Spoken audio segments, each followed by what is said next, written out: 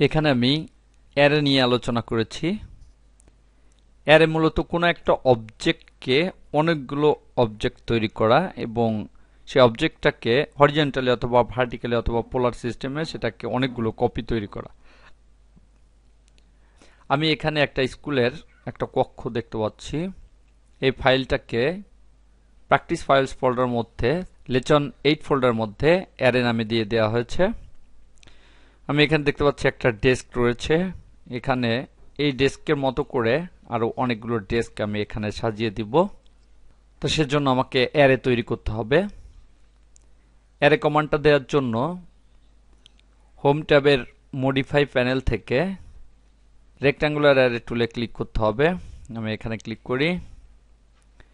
দেখতে পাচ্ছি select object, কোন অবজেক্টটাকে অ্যারে করা হবে সেটা নির্বাচন করতে হবে। আমি এখানে ক্লিক করে এটা নির্বাচন করি। সিলেক্ট অবজেক্টটা রয়েছে, এটাকে রাইট ক্লিক করে বাদ দেই।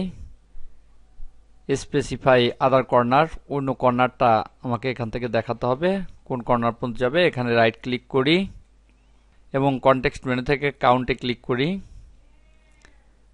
এন্টার নাম্বার অফ রোজ, দেখতে পাচ্ছি কয়টা রো হবে তাই এখানে লিখে দিতে হবে। আমি এখানে 5টা রো লিখে দেই। এন্টার, আবার আসছে এন্টার নাম্বার অফ কলাম, কয়টা কলাম হবে, আমি এখানে 5টা কলাম দিয়ে দেই। এন্টার। এবার কোন পর্যন্ত এটা হবে সেখানে গিয়ে ক্লিক করতে হবে। আমি এখানে ক্লিক করলাম, তাহলে দেখতে পাচ্ছি এখানে সবগুলো চলে আসছে। অ্যাকসেপ্ট করার জন্য এখানে এন্টার চাপতে হবে অথবা এক্সিটে ক্লিক করতে হবে। তাহলে দেখতে পাচ্ছি এই অবজেক্টটা অনেকগুলো কপি এখানে হয়ে গিয়েছে। মূলত একটা অবজেক্টকে অনেকগুলো কপি করে এটাকে সেট করতে হয় হরিজন্টালি ভার্টিক্যালি পোলার সিস্টেমে। এটা আমি এখানে দেখালাম। আবার যদি কোনো পাতের উপর দিয়ে অ্যারো করতে চাই, আমি প্যান করে এটা নিয়ে আসি। পাত অ্যারে করার জন্য, অর্থাৎ এখানে পাতের বলতে কোন একটা পাতের উপর দিয়ে কোনো অবজেক্টকে বসানো। এখানে দেখতে পাচ্ছি একটা কার্ভ রয়েছে এবং এখানে একটা ত্রিভুজ রয়েছে। এখানে আমি অ্যারো তৈরি করব। জুম করি। আমি যেহেতু এর উপর দিয়ে অবজেক্টটাকে অ্যারে করব তাই এই অবজেক্টটাকে মুভ করে এখানে বসাই। এবার রেক্ট্যাঙ্গুলার এর ডানের ড্রপ ডাউন কিতে ক্লিক করি। পাথ অ্যারে বলছে সিলেক্ট অবজেক্ট, কোন অবজেক্টটাকে আমি পাতে অ্যারে করব সেটা নির্বাচন করতে বলা হয়েছে। আমি এটা নির্বাচন করলাম। আবার সিলেক্ট অবজেক্ট আসছে, আমি একটা অবজেক্টকে অ্যারে করব তাই রাইট ক্লিক করে এটা বাদ দিলাম। সিলেক্ট পাথ কার্ভ, যে কার্ভের উপর দিয়ে যাবে সেটা নির্বাচন করতে হবে। আমি এখানে এটা নির্বাচন করে দেই। Enter number of items along path, কতগুলো এখানে অবজেক্ট হবে তাই এখানে নির্বাচন করে দিতে হবে। আমি এখানে বললাম 10টা অবজেক্ট হবে, তাহলে এখানে দিতে হবে 10। এন্টার। এবং specify distance between items along, অর্থাৎ একটা থেকে আর একটা দূরত্ব কতটুকুন করে হবে, আমি এখানে 30 দিয়ে দেই। এন্টার।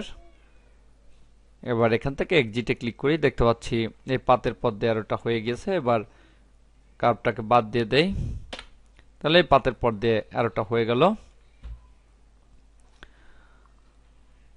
এবার আমি পোলার অ্যারেটা দেখাবো। এখানে জুম করি। আমি এখানে প্রথমে এই বৃত্তটাকে 4 জায়গা সেট করব। প্রথমে এখানে ক্লিক করি, পোলার অ্যারে, সিলেক্ট অবজেক্ট লেখা আসছে।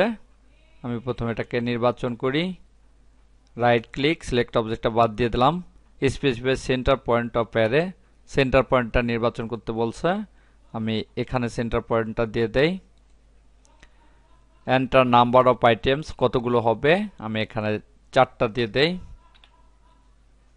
এন্টার। স্পেসিফাই অ্যাঙ্গেল, অ্যাঙ্গেল কতটুকুন, আমি 90 ডিগ্রি দিয়ে দেই। এন্টার।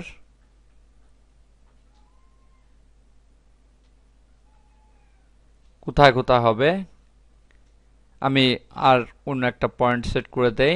এখানে যদি সেট করি তাহলে দেখতে পাচ্ছি 4 কোণা 4টা হয়ে গেছে। ক্লিক করি, এক্সিট, তাহলে চার কোণায় 4টা বৃত্ত তৈরি হয়ে গেল। এবার এটাকে আমি সেট করব, এটাকে আরেকটু বড় করি, নির্বাচন করি,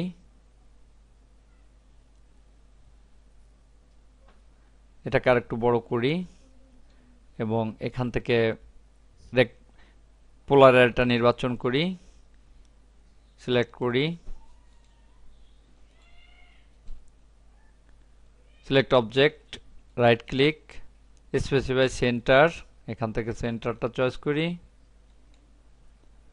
এন্টার নাম্বার অফ আইটেমস, কতগুলো আইটেম চাই, আমি এখানে 30টা আইটেম দিয়ে দেই, এন্টার, স্পেসিফাই অ্যাঙ্গেল,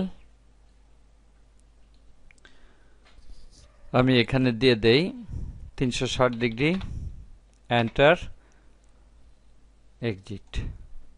তাহলে দেখতে পাচ্ছি ঠিক এই গিয়ারের মতো একটা গিয়ার এখানে তৈরি হয়ে গিয়েছে। এভাবে বিভিন্ন টাইপের অ্যারে এই অ্যারে টুলের মাধ্যমে সেট করা যায়।